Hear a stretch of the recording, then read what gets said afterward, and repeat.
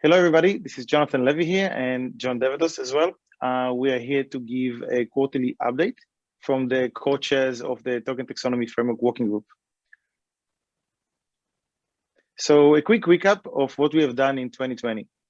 One thing that kind of was a very big thing that we worked for a while to kind of bridge between developers, line of business executives, legal regulators, and to basically put together the taxonomy that we can all use when we want to define tokens. We want to look at education and talking to other businesses, to your C-suite, presenting and promoting something within an organization.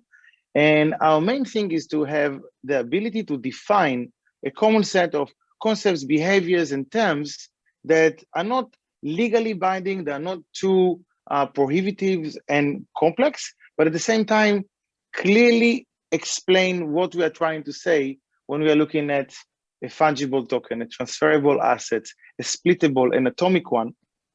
And the overall work of 2020 was a set of complete and always getting up to date set of definitions that people can generate using the tools that we are going to go over now and present, but basically to create formulas that are agnostic, blockchain agnostic, implementation agnostic, and everybody can take, explain, and implement as they wish. I'll hand over to John to discuss the token designer. Yeah. Thank you, Jonathan. Good morning, good afternoon. I'm John Devados, and I chair the TTF working group along with Jonathan here. So yes, thank you for giving us a quick summary of the TTF work last year, Jonathan. So following on to the framework itself, a key output for us last year was to ship the V1 of the IWA token designer. This is open source. It's on GitHub, MIT license. You can download the VS Code extensions on the VS Code marketplace. It was designed to be a user-friendly drag and drop tool with the intention of rapid development as well as prototyping with respect to creating a token, either from scratch or if you have a pre-existing definition as well, to be able to map it onto the TTF schema. Our intention in building this was first and foremost to make it easy for our community to be able to consume the TTF. There's also a second goal, which is this is extensible. Like I said, MIT license, so we certainly welcome any and all feedback as well as extensions that you might want to build on top of the existing token designer as well. In the next slide, not only did we ship the V1 of the IWA token designer, we also made some significant enhancements, and I will call out two of those here. So firstly, we had feedback from the community to produce a word artifact of the existing schemas using Marley's TTF printer. This is something we shipped late last year. It was very well received. And again, it should work seamlessly, whether you're using an established TTF artifact or something purely from scratch in the local sandbox as well. The second key thing was in terms of the architecture, the TTF printer as well as the taxonomy service are now bundled with the token designer, and they run internally. You can see the output in the VS Code window as well. This was also a request from the community, and certainly, we look forward to hearing more from you in terms of what you would like to see, so we can ship those as well. Yeah, so this brings us to the next slide where we talk about how much we care about other people's requirements, usage of the TTF, extensions to the TTF, adding new terms, new definitions, new behaviors. So as part of our request for feedback for the IWA token designer and the specs and requests like let's export stuff to Word or share stuff as a printer, we allow everybody in the working group to constantly create pull requests and submit code changes. And this can be new definitions, new terms, or just explanations and documentation for use cases or descriptions of how you expect that a specific token or a specific behavior to perform in a scenario.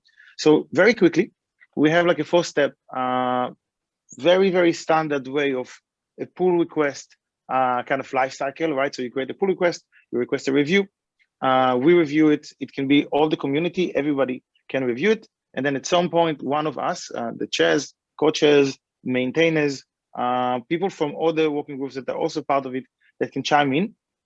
And we review, we may ask you for some comments from, I don't know, typos, spell checking, or whatever it is that people may request you to carry. And basically we merge it, right? So if you look at, like, we create a PR, there is the review. At some point it either changes required or it's approved. And then we merge it to the TTF.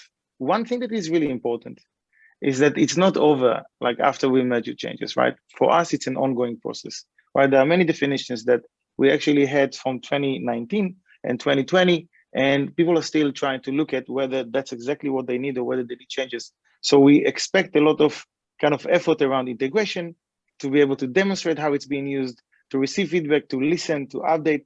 So this is why John and I are always talking about you and how you can use it, how you can contribute it, because we believe, and this is a very inherent thing in the whole IWA, that we want adoption and we want people to try stuff out. And the best way to do it is to publish what you do so that other people can use your work.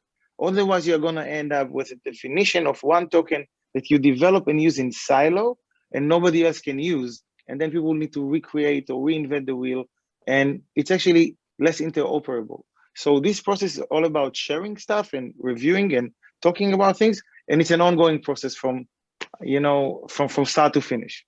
Yeah. Next slide, please. Yeah. Thank you, Jonathan. Just want to add one thing. The TTF is a living collection of artifacts. And in that sense, you know, it's robust and healthy and strong in the sense that we contribute and we make it better. Now, also, last year, a key feedback for us across the community was to focus on the practice of TTF in terms of the patterns, proven best practices, etc.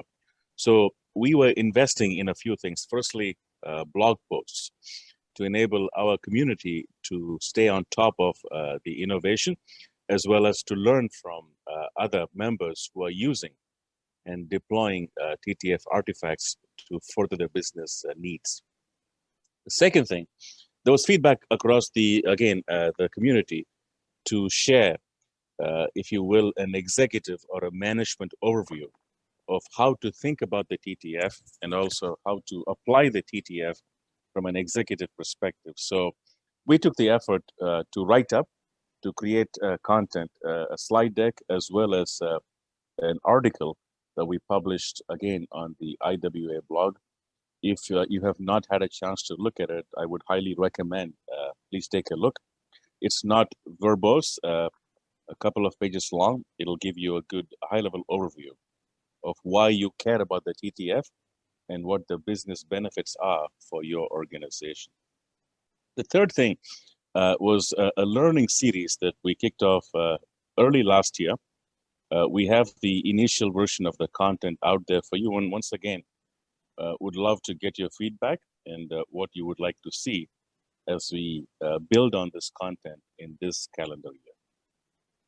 So moving on to the second section, in terms of our goals for the TTF working group in this year, and especially in the first half of the year, our focus is right now on adoption. Now that we have the baseline version of the TTF, as well as the tools, the token designer, the TTF printer, and so on, we are putting our attention and energy to working with the business groups to drive adoption, with the goal of not only driving usage, but certainly to be able to share, like I said, the recurring design patterns, as well as the proven practices broadly across the community. Yeah, so two more things that kind of we're always looking for is, as we said, and this is still a goal for the coming first half of 2021, is that we want to see more TTF enhancements, more improvements, more suggestions, more feature requests for the visual token designer. John and his team did a lot of work at the beginning and open sourced it. We still see improvements that are ongoing in the code base, and some extensions like the export that we discussed. And the third goal, which I think is big, is to be able to publish and share case studies, right? So to talk, we saw Hedera doing a lot of work that is TTF compliant, using the definitions that we have when they describe the use case to the different key players and participants. We want to work with more people in the community, and our goal is to actually find the top 3 scenario driven and really use case, real world scenarios that use the TTF in action, and how it helped them, and how they can describe the behavior of the tokens, and use the terms and definitions that we have in the spec. One very, very topical thing is NFTs right now, the non-fungible tokens. This is just one example. And in enterprises, there are so many examples of lending and sharing and ownership and transfer of rights and permits. There's a lot of paperless movements that we see in different sectors. So we are welcoming a lot of use cases, and we'll find like the top 3. And that's one of our key goals for the first half of the year. So yeah, with that, we're going to close.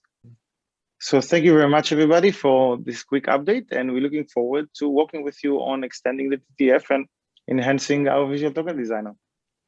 Cheers. Thank you.